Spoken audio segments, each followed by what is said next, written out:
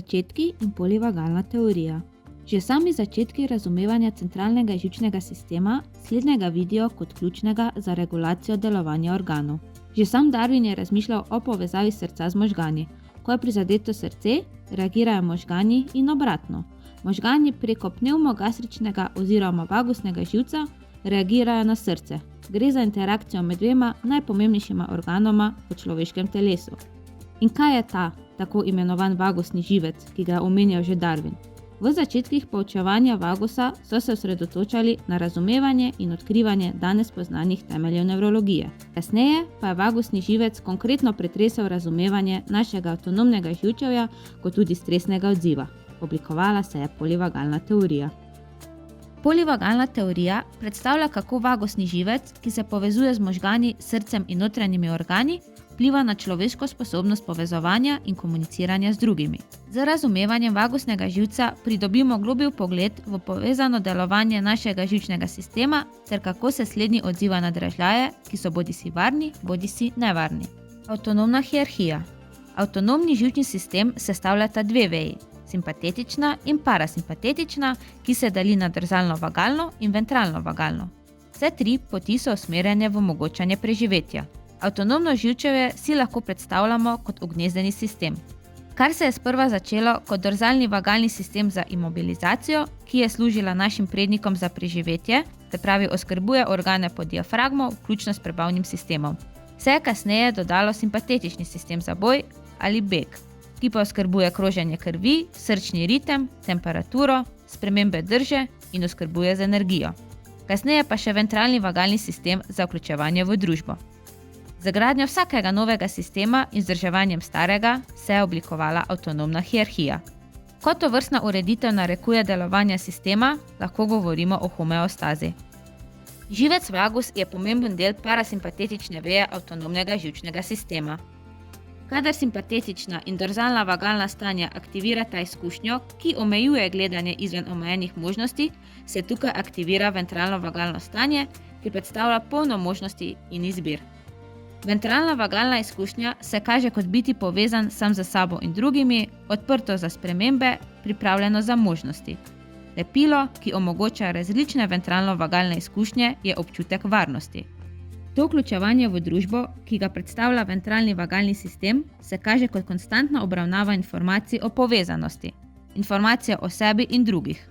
Vsak element vključevanja v družbo pošilja signale, ki bodisi spodbujajo, bodisi zavračajo vzpostavljanje stika. Pa poglejmo, kako delujemo v vsakdanjih situacijah, ko je naše avtonomno živčevje v ventralnem stanju.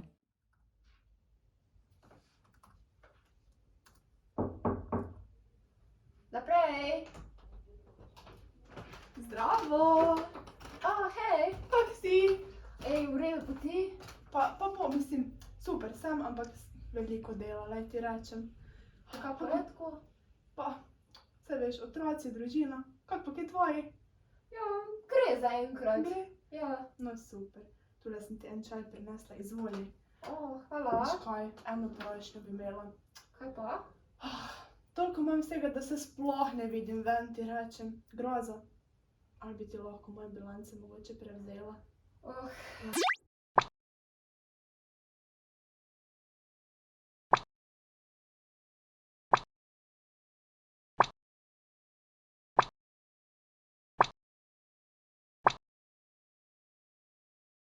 Možno. Bom, ja. Ampak drugič pa ti. Pa veš, da se ti odožim, kak bo prilika, takoj. Okej. Ful ti Zmenjeno. hvala, res ti hvala. Ko zahteve niso v okviru ventralnega sistema, se pomaknemo eno raven nižje v hierarhiji in stopimo v simpatetično stanje in izkušnjo mobilizacije, beg ali boj. Tukaj posameznik pod vplivom adrenalina in kortizola deluje kot sistem v gibanju, predan z mobilno energijo, kjer se ne išče več stika, temveč zgolj preživetje. Telo se požene v gibanje, ko ni več možnosti za kompleksno in fleksibilno razmišljanje in odločanje. Pa poglejmo, kako delujemo v tem stanju. Bojan nam je prijazno priskočil na pomoč in nas nato odpeljal na Pokljuko. Tam nas je pričakalo ogromno snega in prava tišina. Kaj pa lahko še nekdo tukaj počne, ko obišče Pokljuko? Krpanje je ena taka stvar, ki jo priporočam. Seveda in tudi tisto, kar Kje pa si bil? Pri mami sem ostal. Kaj se ti zdi normalno, da itak delaš, vsak dan ful pozno preživimo ful malo cajta skupaj in pa se še ustavljaš pri mami? Jaz sem pri mami ostal na hitro, šlo je, na hitro sem se sam ostal. Ok, itak sem te čakala z južno, pa nisem zajedla. Kam se je skupaj jedla? Ja, sem že pri mami jedel, šel. Kaj si?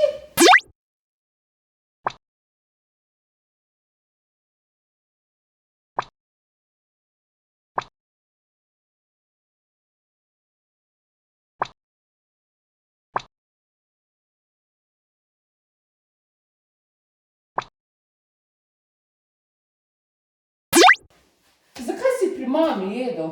Ja, glih mi Zakaj, če sem ti povedala, če čakam s kosilom, a se tebi to zdi normalno, da me nikoli ne poslušaš? glih mi je napisala, pa se mi zdelo pač, da bi mogel iti kaj na južno, sam to. Jaz sem ti že zjutraj povedala, da bo kosilo doma. A se ti zdi to prav, Miha? Da vedno tvojo mamo postavljaš pred mamo?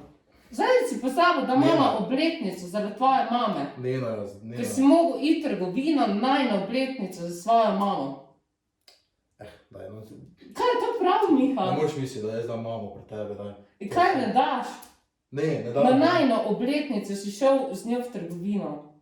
Si šel ali nisi šel? Ja, sem šel. No, je to prav, in si šel z njo na kosilo. Sem poklicala me, če prijem na kosilo na hitro. In ji nisi mogel reči, ne drugič pridem na kosilo. Pozabil sem čisto. Reč imaš probleme z mano, kot pa s tvojo mamo. Oprosti, da sem Ti si taki mami, cinček, toliko si star, pa si še vedno na mami. Kadar pa niti boj, niti beg ne rešita stresa, se avtonomni sistem sesuje še na zadnjo raven, dorzalno-vagalni sistem. Tukaj lahko rečemo, da se sistem zamrzne, odpoveže, disociira. Iz tega stanja se je težko vrniti v ventralno. Na začetku se slednje kaže kot trenutek bega ali boja.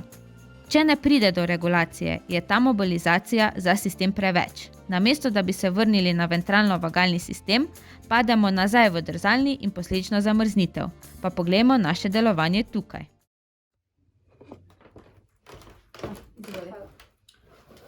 Ja, tako sem ti rekla, no, nič ni od njega. Lej, otroki so moji, njegovi, spravi skupni so.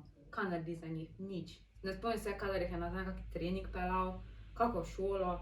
Pač nič ne naredi. Doma, veš kako imamo doma, pač katastrofa je. Pa nič ne, pa spravi, nič ga ne moti, ja, da sem pol jaz prismojala, mi govori nazaj. Pač res ne vem, kaj mi naredim. Pa zakaj se mi vedno samo pritožuješ? Pa daj nekaj naredi. Postavi si meje, naredi neke razmejitve, povej mu, glej, dovolj je, dovolj. Začni se ukvarjati z otroki. Otroci so tako tvoji, kot moji. Mislim, mogoče ne tako, ne, povej mu ni se treba dreti, ne, ampak daj si naredi neke meje. Ne bi samo jamrat skozi. To se vleče že veš kako dolgo. Zdaj pa že meni tega dovolj. Da mu povej nekaj.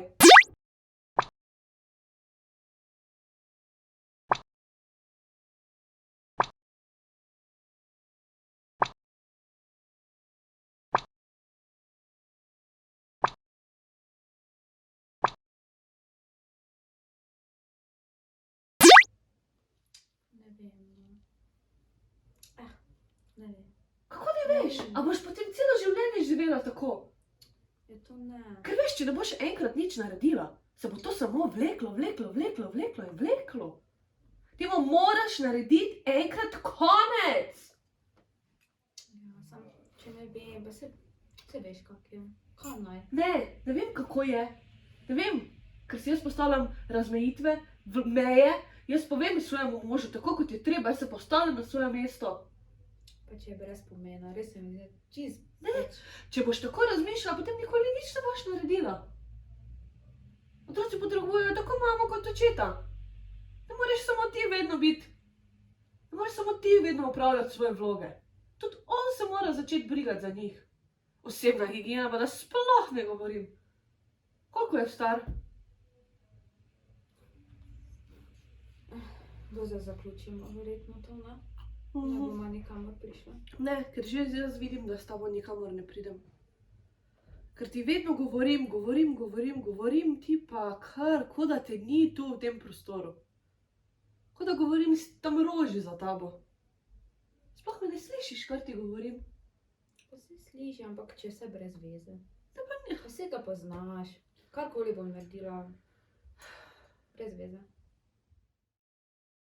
Če strnemo in ponovimo. Pri sebi lahko prepoznavamo 3 stanja živčnega sistema. Boj ali beg, zamrznitev in varnost oziroma socialno povezovanje. Prvi, boj ali beg, je naša strategija preživetja, odgovor simpatetičnega živčnega sistema. V boju se prebudijo občutja jeze, besa, razdražljivosti in frustracije. V begu pa tesnobnost, zaskrbljenost, strah in panika. Poveča se nas krvni pritisk, srčni utrip in adrenalin, zniža pa se prebava, prag bolečine in imunski odziv. Drugi, zamrznitev, naš dorzalni vagalni sistem, najbolj primitivni vzorec oziroma naše urgentno stanje. Tukaj se tako imenovano izključimo.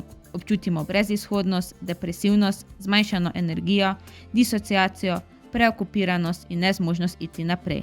Poveča se naše skladiščenje goriva, aktivnost inzulina in prag bolečine. Ter še zadnje, tretje stanje, socialno vključevanje, ker gre za odgovor našega parasimpatetičnega sistema oziroma ventralno vagalno stanje.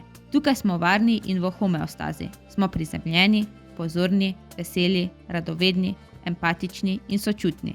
Kaže se pripravljenost na povezovanje tako z samim sabo kot široko okolico. Telesno se posledice vidijo v izboljšani prebavi, večji odpornosti proti okužbam, boljši cirkulaciji in večji odpornosti imunskega sistema. Kot posamezniki smo in bomo izkušali vsa 3 stanja. Lahko smo srečni, polni veselja, pomirjeni, v naslednjem trenutku pa zaradi določenega sprožilca postanemo zafrustrirani, jezni. Gre za normalno človeško izkušnjo. Ves čas potujemo med stanji. Kljub temu, pa če ostanemo v fazi boj-beg ali zamrznitev dlje ali večino časa, lahko opažamo negativne posledice tako na našem fizičnem kot psihološkem zdravju. Ravno zato je pomembno, da prepoznavamo, v katerem stanju smo se znašli, kaj so naši triggerji in naši umirjevalci.